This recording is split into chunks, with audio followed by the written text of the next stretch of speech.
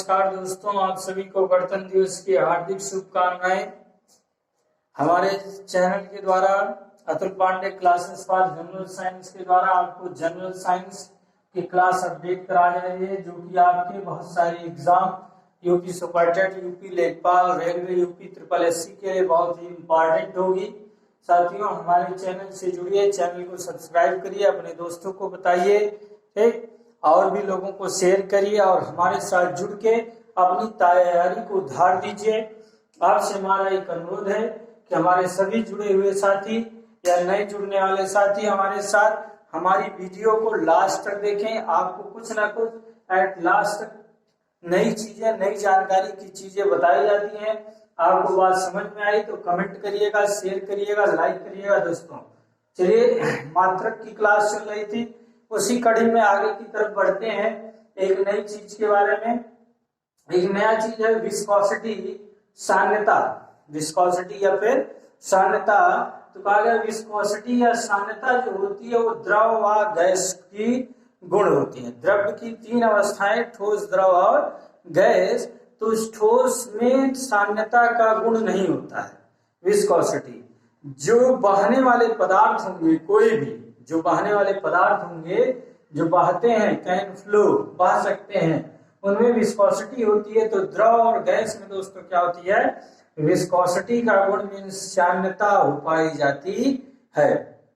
एक चीज बताएं, जो जितना मोटा द्रव होगा उसकी साम्यता उतनी कम होगी।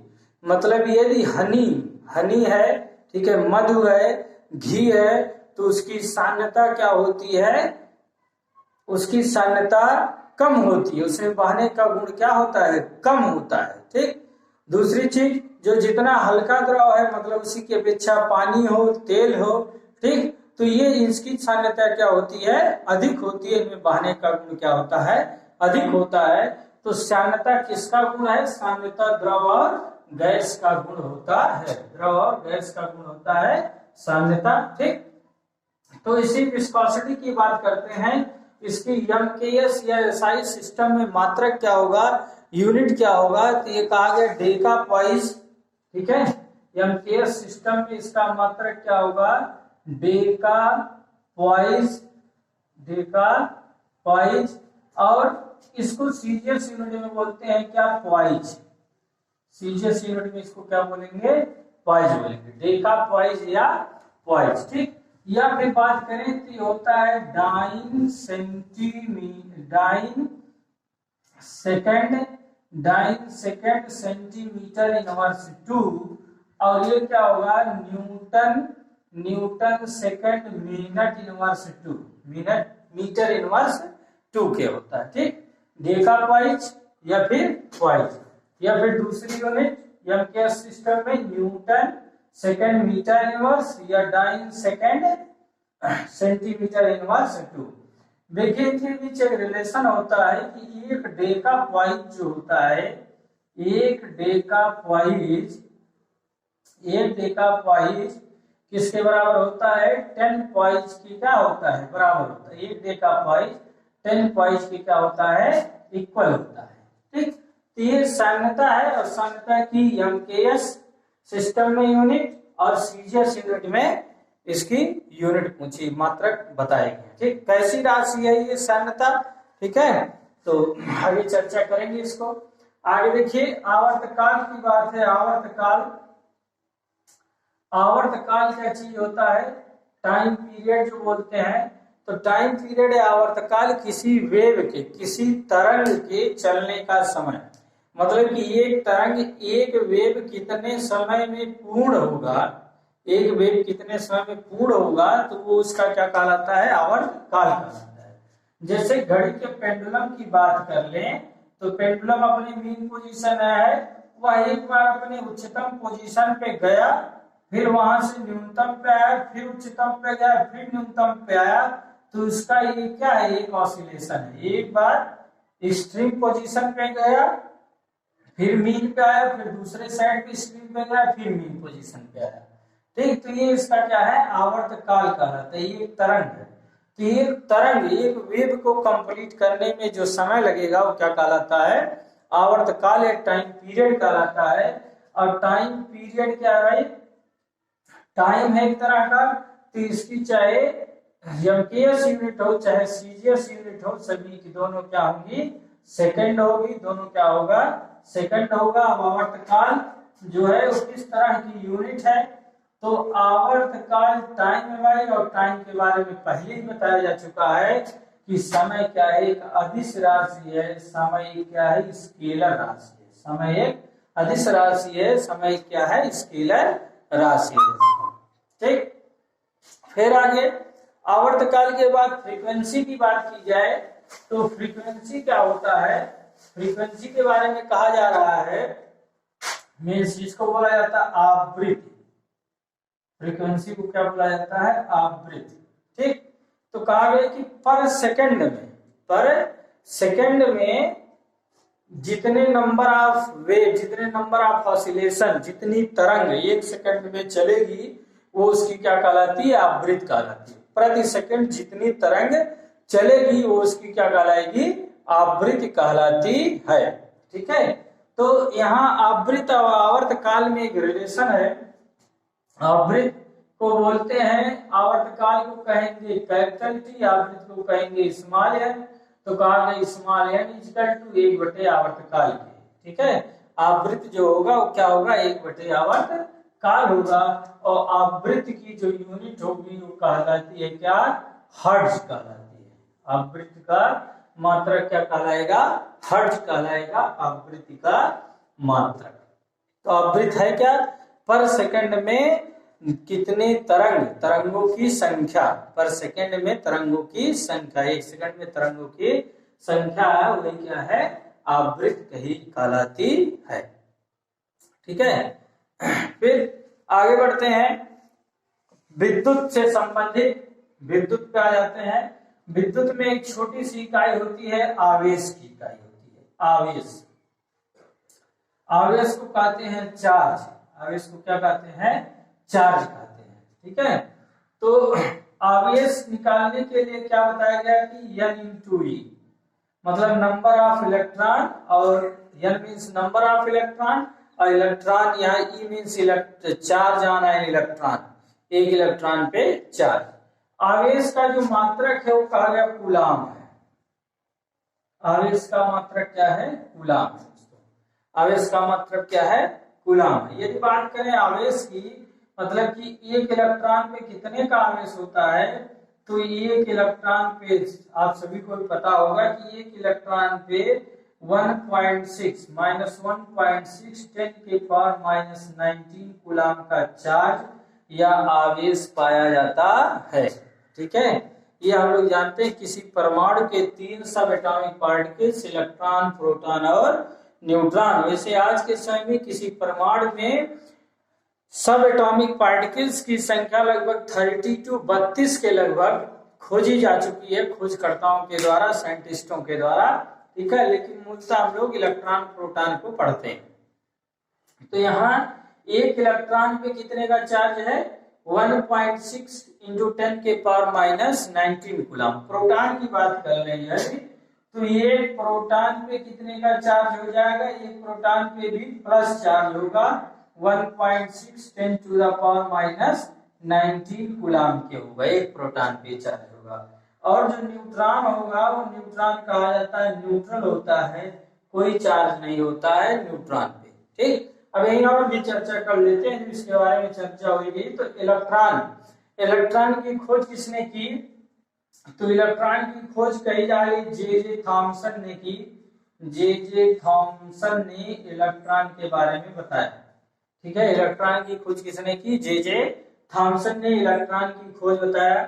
प्रोटॉन की खोज किसने की, तो प्रोटॉन की खोज के बारे में कहा जाता है रदरफोर्ड ने प्रोटॉन की खोज की। या फिर आप दूसरा आंसर और भी याद रखिएगा इसके बारे में, गोल्डस्टीन।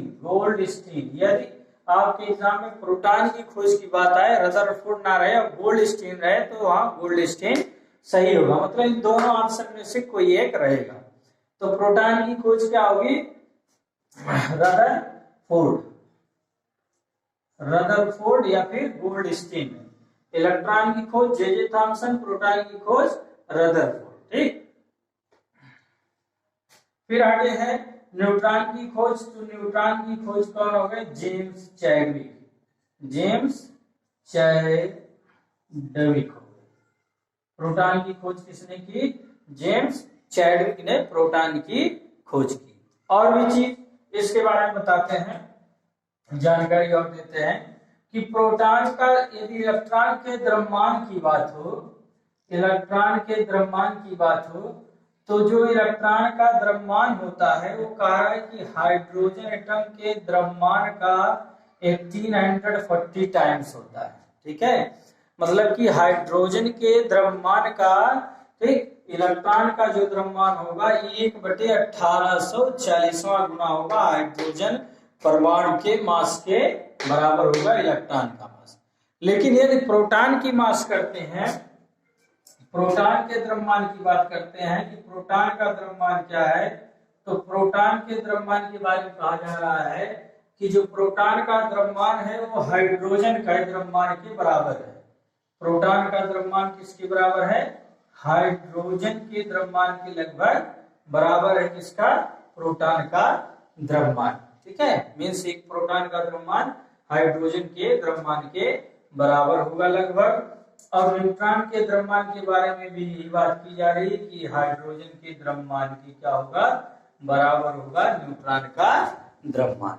ठीक, क्लियर बात आ रही समझ में? तो हमारे क्लास को लाइक करिएगा, शेयर करिएगा, अपने दोस्तों को बताइएगा कि classes Atul Pandey classes for general science में साइंस की क्लास अपडेट हो रही है। आप सभी साथी जुड़िए क्लास से, अपनी तैयारी को, अपनी एग्जामिनेशन की तैयारी को खूब अच्छे से करिए। बाकी जो समस्या हो हमारे कमेंट बॉक्स में दीजिए। ठीक, हम आपकी समस्याओं को दूर करने का प्रयास करेंगे।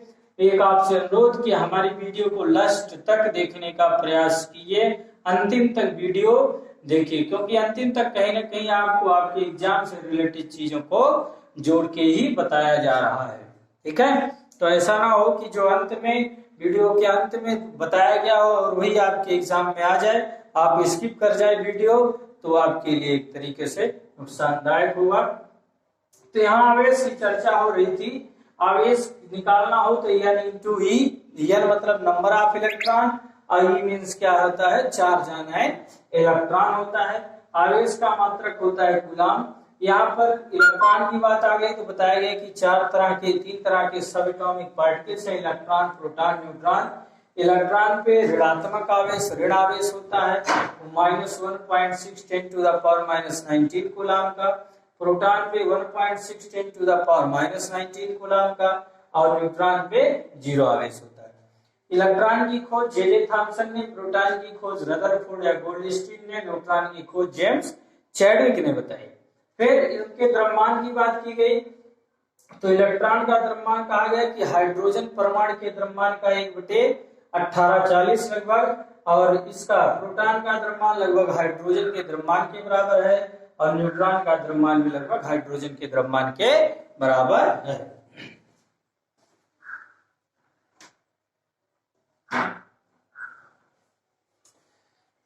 फिर आगे इसी में एक बात आती है मूल आवेश की, फंडामेंटल चार्ज की बात आती है कि फंडामेंटल चार्ज या मूल आवेश क्या है? फंडामेंटल चार्ज या मूल आवेश क्या है? फंडामेंटल चार्ज या मूल आवेश।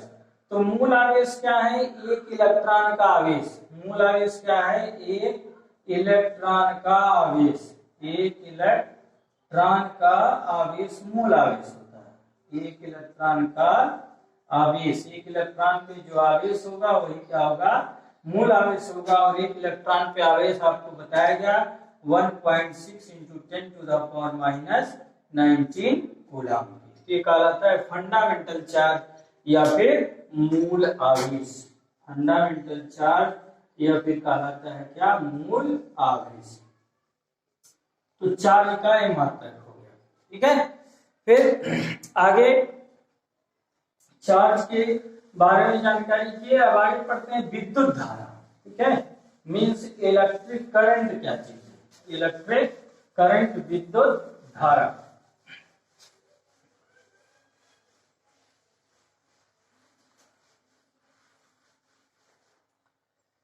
विद्युत धारा इलेक्ट्रिक करंट,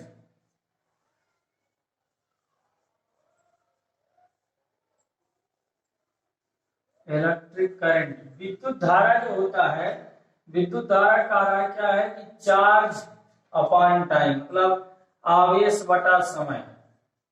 ठीक है, इलेक्ट्रिक करंट विद्युत धारा क्या है, आवेश बटा समय। चार्ज अपॉन क्या है, टाइम। चार्ज अपॉन टाइम होता है क्या, आवेश होता है। ये इलेक्ट्रिक करंट विद्युत धारा क्या होती है, चार्ज अपॉन टाइम, समय। ठीक है, आवेश बटा समय। अब इसके मात्रक की बात करते हैं, तो यहाँ देखिए चार्ज आवेश का मात्रक क्या बताया गया, कूलाम बताया गया। ठीक है, आवेश का मात्रक क्या हो गया, कूलाम हो गया, और टाइम का मात्रक क्या हो गया, सेकंड हो गया। ठीक है, तो कूलाम पर सेकंड, कूलाम पर सेकंड इसका मात्रक, या फिर इसके मात्रक को बोलते हैं एम्पियर। इसके मात्रक को क्या कहते हैं, एम्पियर बोलते हैं। इलेक्ट्रिक करंट आवेश बटा समय, चार्ज अपॉन टाइम, कूलाम पर सेकंड मात्रक, या फिर एम्पियर। कैसी राशि है यह, विद्युत धारा। तो विद्युत धारा एक अदिश राशि है। विद्युत धारा क्या है, अदिश राशि है। इलेक्ट्रिक करंट एक तरह की क्या है, अदिश राशि है।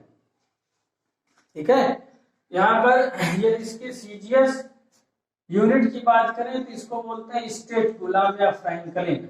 स्टेट कूलाम, स्टेट कूलाम या फिर फ्रैंकलिन बोलते हैं। स्टेट कूलाम या फिर क्या बोलेंगे, फ्रैंकलिन। सीजीएस यूनिट होगी इलेक्ट्रिक करंट की, विद्युत धारा की। ठीक है, विद्युत धारा को मापते कैसे हैं, तो विद्युत धारा को मापते हैं बताया गया मीटर से। किस इंस्ट्रूमेंट से, इसका यंत्र नापने का अमीटर से मापते हैं। किसको, विद्युत धारा को। विद्युत धारा को अमीटर से मापते हैं। ठीक है, और अमीटर जोड़ते कैसे हैं, तो अमीटर को जोड़ते हैं श्रेणी क्रम में। ठीक है, परिपथ से श्रेणी क्रम में, श्रेणी क्रम में परिपथ से जोड़ते हैं। परिपथ से जोड़ते हैं किसको, अमीटर को। पूछा जाए कि अमीटर को समांतर क्रम में, श्रेणी क्रम में, या दोनों क्रम में, किस क्रम में जोड़ते हैं, तो अमीटर को परिपथ से जो है श्रेणी क्रम में जोड़ते हैं। ठीक है, तो विद्युत धारा का मात्रक एम्पियर, अमीटर से मापते हैं इसको, और श्रेणी क्रम में परिपथ से जोड़ते हैं अमीटर को। आई इतनी जानकारी समझ में। फिर आगे चीज है विद्युत विभव। विद्युत विभव मीन्स इलेक्ट्रिक पोटेंशियल दोस्तों। विद्युत विभव, इलेक्ट्रिक पोटेंशियल। इलेक्ट्रिक पोटेंशियल क्या होता है, वर्क अपॉन चार्ज होता है। वर्क अपॉन क्या होता है, चार्ज होता है। Work upon charge, work upon charge. विद्युत विभव means electric potential V, work मतलब W, और चार्ज मतलब क्या है, Q। ठीक है, चार्ज मीन्स क्या है, Q। तो ये विद्युत विभव V equal to work upon किसके हो जाता है, चार्ज के हो जाता है।